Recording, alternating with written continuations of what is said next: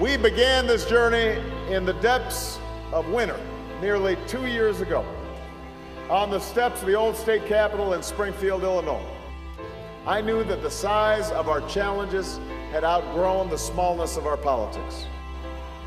I believed that Democrats and Republicans and Americans of every political stripe were hungry for new ideas and new leadership and a new kind of politics. 21 months later, we've come so far. We've come so close because of you.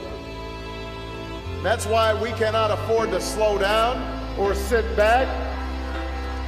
We cannot let up for 1 day or 1 minute or 1 second in this last week. Not now, not when there's so much at stake. I ask of you what's been asked of Americans throughout our history. I ask you to believe, not just in my ability to bring about change, but in yours. I know this change is possible because I've seen it.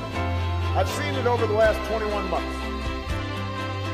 I've had the privilege to witness what is best in America. I've seen it in the lines of voters that stretched around schools and churches, in the young people who cast their ballots for the very first time, and those not so young folks who got involved again after a very long time.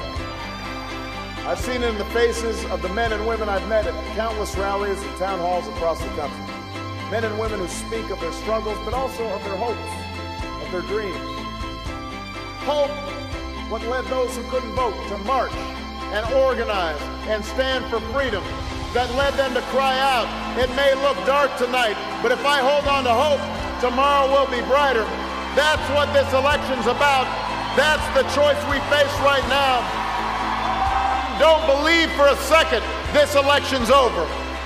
Don't think for a minute that power concedes. We have a lot of work to do. We have to work like our future depends on it in this last week, because it does depend on it this week. We can choose hope over fear and unity over division, the promise of change over the power of the status quo. We can come together as one nation and one people and once more choose our better history.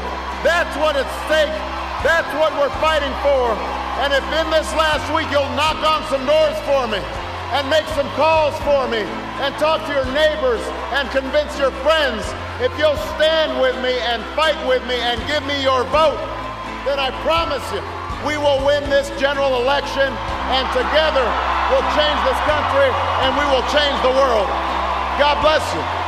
God bless the United States of America. Let's get to work.